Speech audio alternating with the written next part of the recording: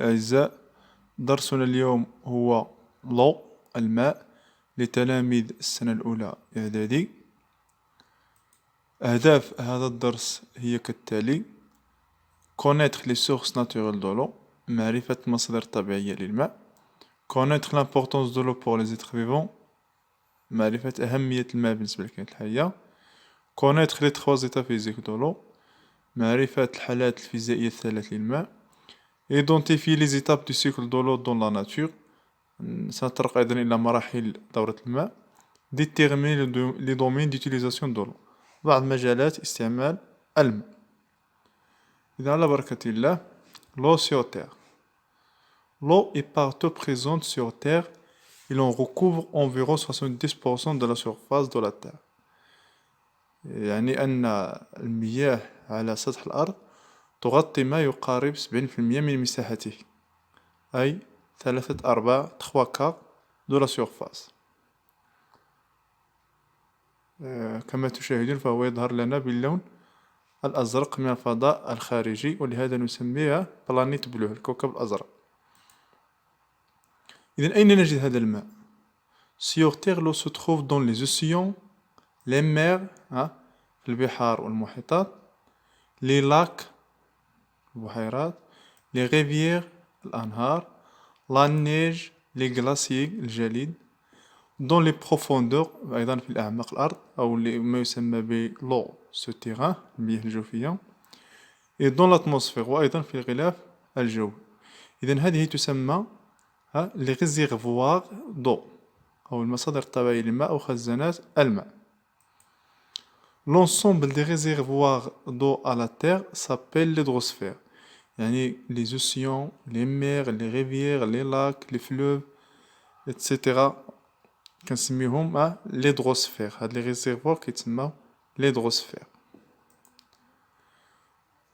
L'eau se répartit de la manière suivante. donc غادي نتطرق إلى توزيع الماء على الأرض. كما تشاهدون يمكن لنا نقسم الماء قسمين: لو صالي، الماء المالح، و لو دوس، الماء العذب. دونك نسبة الماء المالح هي 97.4%، وكنلقاوها في لي ميغ لي زوسيون. أما فيما يخص الماء العذب فنسبته 2.6% من هاد الماء ديال الأرض، فقط 2.6% ماء عذب. وكنلقاو لو دو سورفاس، مياه سطحية، بحال لي ريفيير، الأنهار والبحيرات.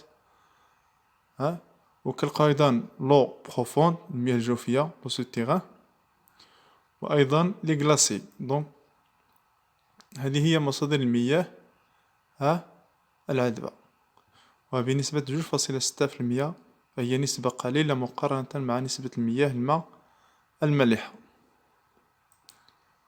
L'eau salée représente 97.4% de l'hydrosphère، يعني 97.4% من هذوك المصادر الطبيعية للماء فهي ماء مالح. Les plus grands réservoirs d'eau sur Terre est celui des océans et des mers، يعني أكبر مصدر للماء هي المحيطات والبحار. Les êtres vivants sont aussi composés en grande partie d'eau، يعني أيضا الكائنات الحية تحتوي على الماء، مثل أجسادنا أيضا فهي تحتوي على كمية كبيرة من الماء، والحيوانات والنباتات. L'eau est indispensable à la vie، الماء ضروري للحياة، كما يقول الله سبحانه وتعالى: أعوذ بالله السميع العليم من الشيطان الرجيم: وجعلنا من الماء كل شيء حي. إذن فالماء فهو ضروري للحياة، سواء دي بلان، دي زانيمو، سواء للنباتات والحيوانات والإنسان. Les réservoirs d'eau douce doivent être protégés، ولهذا يجب الحفاظ على المياه، ومنها بخصوص المياه العذبة. Donc les états physiques de l'eau، الحالات الفيزيائية للماء. Dans la nature, l'eau existe sous 3 états physiques، يعني نجد في الطبيعة الماء على شكل 3 حالات فيزيائية، أو بصفة عامة المادة تكون في 3 حالات فيزيائية إما حالة صلبة ليتا سوليد، ولا حالة سائلة ليتا ليكيد، ولا حالة غازية ليتا غازو. دونك هادو هما في المستوى الإعدادي لي زيتا فيزيك، 3 زيتا فيزيك: ليتا سوليد، ليتا ليكيد، ليتا غازو. الآن سنتطرق فقط سنتحدث عن الماء فقط.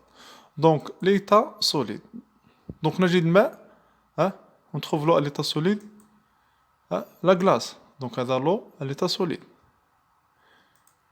أيضا جيفغ، الجيفغ بحال دوك مثلا في أيام ديال البرد كنلقاو هاد جيفغ الجريحة ولا السمرة، هادوك هادي ليتا سوليد. لا غريل التبروري هادي ليتا سوليد. بالنسبة ليتا ليكيد الحالة السائلة، دونك كنلقاو الماء في الحالة السائلة فين؟ كنلقاوه مثلا في لابلوي، هادي ليتا ليكيد. لي ريفيير الأنهار أيضا حالة سائلة. لي لاك.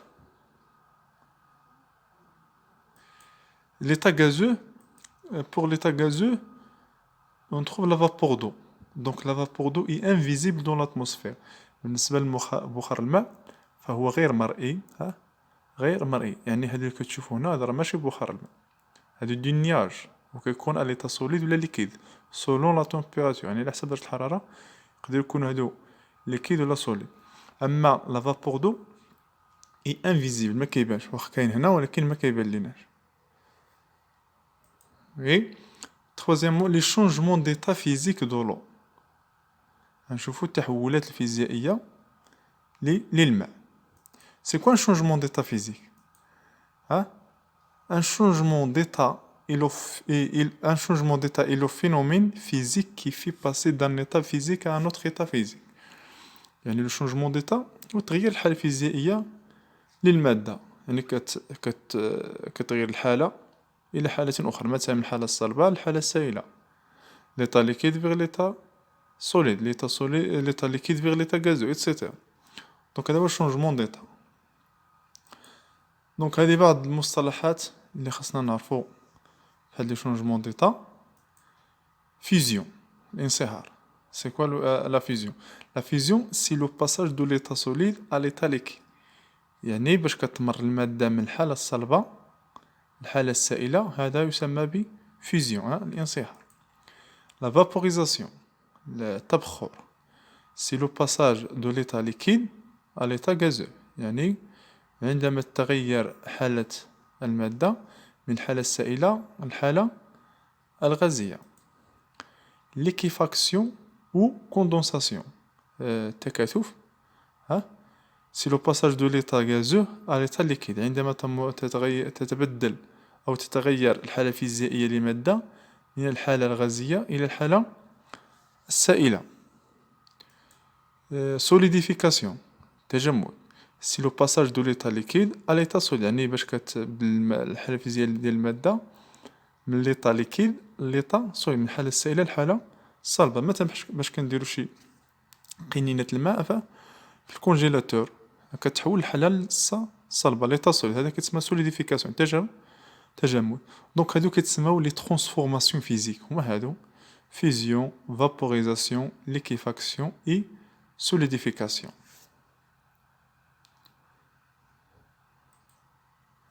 Donc هادي schéma. Donc le passage de l'état liquide à l'état gaz, ça s'appelle vaporisation. L'état gazeux, l'état liquide, ça s'appelle condensation. De l'état liquide vers l'état solide, ça s'appelle solidification. De l'état solide vers l'état liquide, ça s'appelle fusion. Donc هادي الشيما كتجمع هاد لي ترانسفورماسيون فيزيك ديال fusion، vaporisation، condensation، solidification. الفقرة الموالية les étapes du cycle de l'eau، يعني مراحل دورة الماء. باش كنقول مثلا الدورة يعني كنطلقو من واحد النقطة وكنرجعو ليها. دونك اش كيوقع؟ أول مرحلة، donc sous l'action du soleil l'eau s'évapore des mers، des rivières et des lacs. يعني هذوك المياه السطحية فين كنلقاو مثلا في لي مير، البحار والمحيطات والأنهار والبحيرات تتعرض لأشعة الشمس فتتبخر، يعني تتحول إلى بخار بفعل حرارة الشمس. يعني هذا سرعة سي vaporisation, c'est le passage de l'état liquide vers l'état gazeux, vaporisation. دونك هاد التحول كنسميوه تبخر. هذه المرحلة الأولى.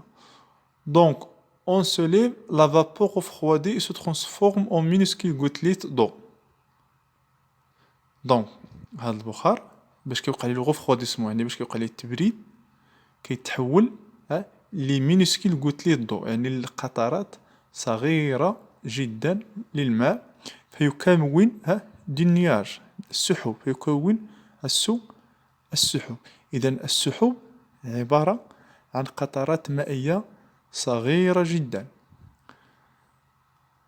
لاحظوا هنا قد تكون هذه القطرات في ليطا ليكيد الحالة السائلة، ولا في ليطا سوليد على حساب درجة الحرارة. إلا كانت منخفضة بزاف غادي نلقاو ليطا سوليد، نلقاو لاكغيل ولا لانيج، نلقاو الثلج ولا التبروري. إلا كانت درجة الحرارة منخفضة بزاف، كانت درجة معتدلة فوق مثلا فوق الصفر ولا فوق الواحد، غادي يطيح لنا لا بلوي ليطا liquide.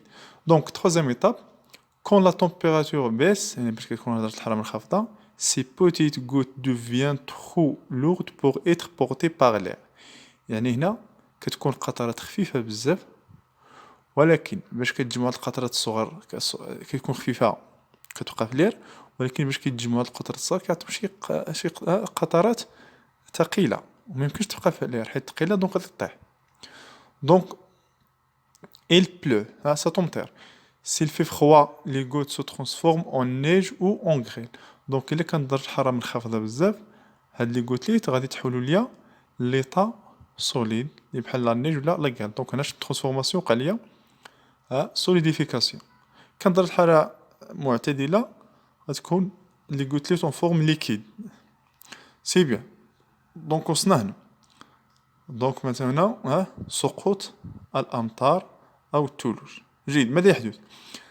Quatrième étape, une partie de l'eau de pluie réussit à la surface de la terre et alimente les fleuves, les rivières. Elle apporte aussi à boire aux plantes et aux animaux. Donc, جزء من هاد الأمطار المتساقطة ولا الثلوج تذهب في الأنهار والأودية والجداول الصغيرة أيضا، ولكن جزء منها كيستعملوه النباتات والحيوانات والإنسان أيضا، كنشربوه ولا كنخدمو به. سي بيان. وأيضا جزء من هذا الماء، جزء منه يذهب إلى تحت الأرض فيكون ما يسمى بالفرشاة المائية، لي ناب فخياتيك. لي ناب فخياتيك هو دونك une autre partie s'infiltre dans le sol. s'infiltre يعني كيخرق الأرض ولا كيدخل تحت الأرض سو السول، وكيشكل ما يسمى بلي ناب فخياتيك، الفرشاة الماء المائية ولا لو سوتيغان. puis il ressort à l'air libre sous la forme de source. ويقدر مثلا هاد الناب فخياتيك تعطينا واحد العين، مثلا كتكون شي عين مثلا دونك كتكون جاية من تحت الأرض، من الماء اللي تحت الأرض، من ناب فخياتيك، وتقدر تخفي في البحر إلى آخره. سي بيان. دونك إلا تبعنا هاد الماء ديال الأنهار والأودية غنشوف بأنه لو دي ريفيير et des fleuves retournent dans les mers، يعني غادي يرجع للبحار. دونك هاد الماء ديال الأودية والأنهار سيعود إلى نقطة البداية، يعني درنا واحد السيكل، واحد الدورة، هذه كتسمى سيكل دو لو. دونك رجعنا لو بوان دو ديبار. دونك هذه هي دورة الماء. أيضا بالنسبة لماء البحيرات، أيضا ماء البحيرات سيتبخر، البحيرات غادي تتبخر، ولا المياه السطحية أيضا ستتبخر فتعود لنفس المرحلة، المرحلة الثانية ثم الثالثة ثم الرابعة إلى آخره. هذه فتكون دورة. يعني أيضا كمية الماء في الأرض لا تتغير، يعني ما كتزاد ما كتنقص. كمية ديال الماء في الأرض ما كتزاد ما كتنقص. سي بيان. الفقرة الموالية لي دومين ديوتيليزاسيون دو لو، نشوفو بعد استعمال ديال الماء. دونك فين كنستعملو الماء؟ كنستعملو الماء في لا كويزين، كنغسلو بيه الموال. كنستعملو أيضا بوغ بريباري لو غوبا، نطيبو بيه طبخ. بوغ بواغ للشرب، في لاغريكولتور في الفلاحة أيضا. et aussi pour la production d'énergie électrique، إنتاج الطاقة الكهربائية par les barrages، بالسدود كنديرو السدود باش ننتجو طاقة كهربائية.